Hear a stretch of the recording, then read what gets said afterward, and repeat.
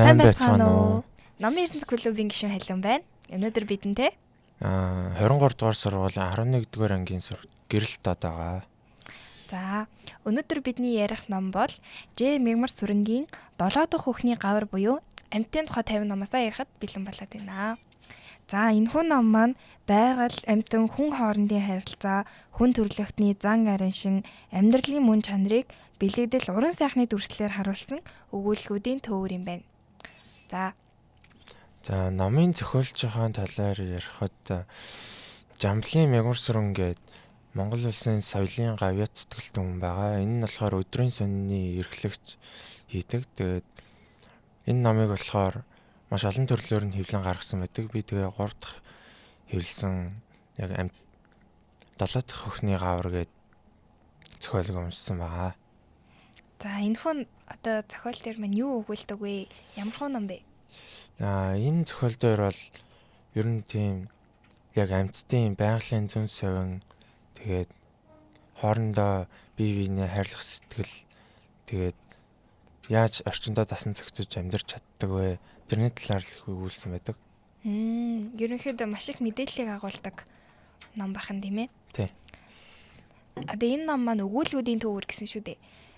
Тэгэхээр энэ дундаас чамд хамгийн таалагдсан нэг өгүүлэлт юм уу, нэг амьтан байна уу? Миний яг тогтож сайн уншсан нэг таалагдсан өгүүлэг байгаа. Тэр нь болохоор Хөлгөө атлаа хөлтэй гээд нэг чонын тухай болон хэдэн зураглаач нарын тухай гардаг. Энэ нь болохоор эхлэхдээ яг 3 чон ингээд зураглаач нарын машины урд хоорондоо ингээд наалдаад ер нь тийм хоёр талаасаа нэг дундаа байгаа чоныг түшээд явж байсан. Энийг болохоор нөгөө манай зураглаач нар бол гайхаад энэ яагаад ингэж яваад байгаа юм бол гээд араас нь хөөжтөл ялчгүй ядархаа ирэхэнд нөгөө голынхоо чоныг орхиод явсан чинь нөгөө голынхон чон нь болохоор их чон гэдэг. Нөгөө их чон өмнө нас нэг ойд явж байгаад хавханд баригдаад урдлын хоёр хөл нь тасдагдсан байдаг. Тийм учраас нөгөө хоёр хүүхэд нь хажуу нас нь ерөөхдөө ол түшээд явж байсан байдаг. Тэрийн зураглаач нар мэдээд нөгөө буруу юм ийснэ мэдээд шууд буцаад нэг уулны араар орсон чи яг урдаас нь нөгөө хоёр чон хүлээж исэн юм шиг ингээд ихийг аваа явдаг. Тэгээд тэд нар хаашаа явсан бэ гэхээр нөгөө чонын диваажин гэдэг тийм уул руу явсан үлээ. Энэ нь болохоор яг чондоо амар тийм таатай нөхцөлтэй явал байдаг. Тэгээд ерөөхдөө л энэ өгүүлэлтээр яг гэр бүлийн нэг сэтгэл гардаг. Тэгээд зураглаач нар бол энийг бол хараад их биширсэн байдаг. Тийм өгүүлэг. Вау, гайхалтай өгүүлэг байна.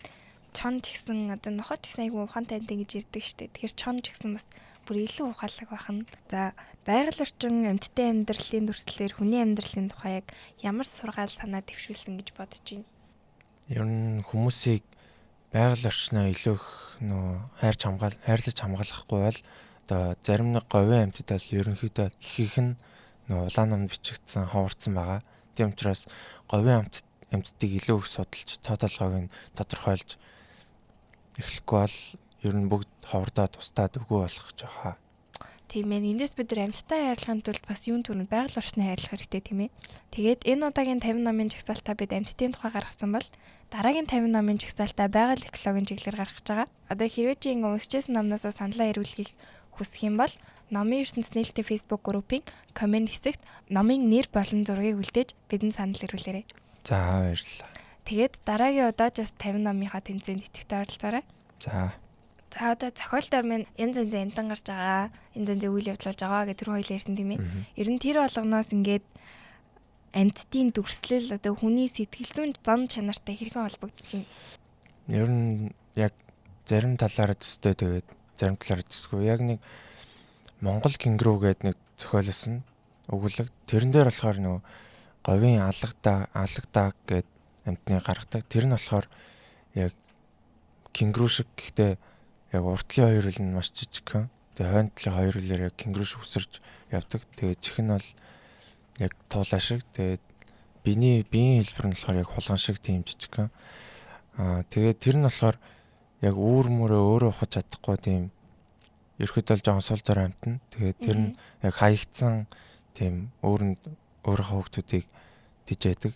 Тэр нь болохоор жилд 3-6 тийм үр хөвгт гаргадаг. Тэгээд тэжээхийн тулд одоо өдөр нь бол гардггүй. Тэгээд яг зайлшгүй тохиолдолд яг гардаг. Тэгээд ихэнхдээ яг шөнөөр гарч нөгөө хүүхдүүдэд хааллахын тулд идэж тижэл ургамлын навч иш авчирдаг. Тэгээ ихэнхдээ бас нөгөө ямаа хүрийн сүүгээр бас нөгөө шөнө очиж хөхөөд тэгээ хооллоод тэгээд нөгөө өөрөө хүнсүү оруулаад бас нөгөө өөрөө тижээдэг. Тийм эхийн хайрыг тийм санагдуулсан.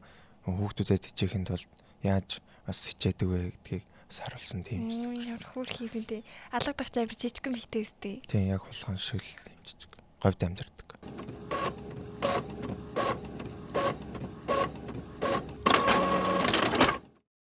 Ном дээрээ байгаль орчноо ер нь яг яавал дээр ч юм уу те аль эсвэл байгаль орчинд хүмүүс ингэж хандаад байна ч юм уу хэрхэн өгүүлсэн. Тэгээ хүмүүс ер нь тийм ч гэсэн ямар хандлагатай байгаа, чи ч гэсэн ямар хандлагатай байгаа талаар яриач. Ер нь зохиолчийн тал дээр яг тийм байгалыг тийм хамгаалах талаар нэг дурдсан өгүүлгийг би уншааг байна. Гэхдээ яг миний зүгээс бол байгаль орчноо хамгаалж хайрлахын тулд яг өөрсдийнхөө өдөр тутмын яг хийж байгаа үйлдэлүүдээ л анзаарах хэрэгтэй. Жишээлбэл зунчин хүмүүс хөдөөд аялахдаа хогоо шууд хайчдаг. Тэгээд гой уулт модтай эсгүүдээр хүмүүс аялахдаа тэгэл хамаг мод мөчрөөр нь хуглаал. Тэгэхгүй яг байгаль орчиндөө яг ээлтэй зүйлсүүдийг хийж яг өдөр тутмынхаа өөрсдийнхөө хийдэг буруу зуршлаа багасгах юм бол байгаль орчин бас илүү дээрдэх бах. Тэгээд байгаль орчин ч бас нөгөө яг дэлхийд дээр төгс зүйл гэж байдгүй гэдэг чи яг байгаль орчин амьтдын ертөнцийн нь бол ер нь төгсөхэд бас төгс гэж хэлж болно. Ягаад тэгэхээр байгаль орчин нөгөө өөрөөгөө нөхөн сэргээх чадвартай. Тийм болохоор шүү. Тэгвэл хүмүүст гой зөвлөмж хүргэж. Намаас авсан мэдээллээр ч юм уу ингээд өөрийнхөө зүгээс зөвлөгөө гэх юм бол одоо нөгөө өдөр тутмын хөвшил нөгөө нэг хүлэмжийн хийгээд штэ. Тийм. Тэрийг багасгахын тулд бас хүмүүс нөгөө өөрсдийнхөө зүгээс нэг эдийн зүйл хийж болдог. Тэр нь болохоор нөгөө ойрхон зайтай зүйлд машин ашиглахгүй өөрсдөө алхаж явах. Энэ нь бол бас багасгах чадж байгаа. Тэгээд орой хүмүүс чи ихэнхдээ нөгөө зоогийн газар ордог шүү дээ. Тэгхгүйгээр бас гэртээ хоол хийж идэх юм бол бас нөгөө хүлэмжийг арай бага илгаруулдаг гэж сонсч байсан. Тэгэхээр рестораны гал туунаас гарч байгаа утаа нь хүлэмжийг нэмэгдүүлт юм шүү дээ, тийм ээ. Энэ зохиолыг одоо ингээд өнөөгийн Монголын нийгэмтэй ер нь хэрхэн холбож ойлгох вэ? Нийгэмтэй холбож ойлгохын тулд нөгөө хүмүүс нэгээ илүү ойлгож харцдаг. Тэгээ нэгээ илүү хүндэлдэг болох хэрэгтэй л гэж хэлээ та. Хэмтэй ч гэсэн би нэгээ тэгж их хайрлаж хахад хүмүүс хоорондоо нэгийг хайрлаж хүндэлж ойлгож амьдрах хэрэгтэй баг тийм ээ. Тийм.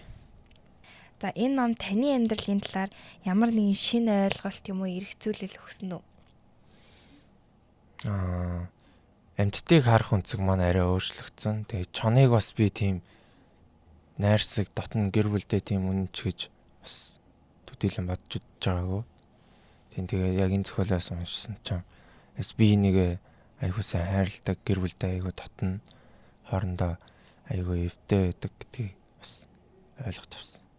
Энэ ном маань баримтат ном шүү дээ тий. Тэгэхээр ер нь бол ямар ч тийм уран зохиолын зүйл байхгүй гэсэн үг. Мөн үү? Тодорхой хэмжээний бас уран зохиолын арга ашиглаж бичиж байгаа л да. Гэтэ ер нь нөгөө нэг фикшн номуудыг бодвол ингээ баримтан дээр тулгуурласан ном шүү дээ тий. Тэгэхээр ер нь бол эндээс яг иймэрхүү зүйл бидний дэлхий дээр ингээ зэрэгцэн оршин байдаг гэдгийг бас харж болох нь байна. Яг бодит зүйл дээр тулгуурлаад манай зохиолч маань бичсэн байдаг. Тэгвэл энэ номоос авч болох зүйлс нь маш арвин юм байна. Чи тэгвэл энэ номыг ямар хүмүүс уншаасаа гэж зөвлөмөр байна? Энэ номыг бол ямар ч насны хүмүүс уншина. Жишээлбэл одоо хүүхдийг номонд оруулдаг ном гэж бас хэлдэм билээ. Айгуу сонирхолтой урт нуршсан өгүүлбэр байхгүй. Товч айгуу гоё мэдээлэл, сонирхолтой мэдээлэлтэй болохоор ер нь хүүхдүүдийг сайн уншаасаа яг нөгөө өсгөө сурч эхэлж байгаа хүүхдүүд бас өсгөө сурсан нөгөө бага ангийнхан маань уншиж эхлэх юм бол хүүхдүүд их номонд оруулдаг л ном гэдэг юм бэл. Чи намаа ханаас авч уншсан? Энэ номыг бол манай ангийн багш надад өгсөн. Тэгээд би яг ангийнхаа хөвгүүдээрээ багаараа нийлж уншаад уншсан байгаа. Тэг тэмдэглэгээд уралдаанд оролцсон гэсэн үг үү? Тийм. Өнөөдөр бидэнтэй уулзаж ингээд нэгэн сонирхолтой номын талаар ярилцсанд баярлалаа. Тэгээ номоос ойлгож авах, сурч авах тийм ээ мессеж олон байлаа. Номоос авах мэдээллүүд нэг сонирхолтой байлаа. За ингээд сонирхолтой мэдээллийн талаар хуваалцсанд баярлалаа. Тэгээ чам нэгэн мэдээлэлд олох гээд Номын ертөнц клубын зүгээс орон даяар бүх ерөнхий боловсролын сургуулиудыг номын клубтэй болгох гэж байгаагаа. Тэгээд Номын ертөнц клубтэй бас шинээр гишүүн илсүүлж байгаа. Хэрвээ одоо чи сонирхож байвал доорх дугаараар бидэнтэй холбогдорой. За. За ингээд дараагийн подкастаар эргүүлцгаая. За, Баяртай.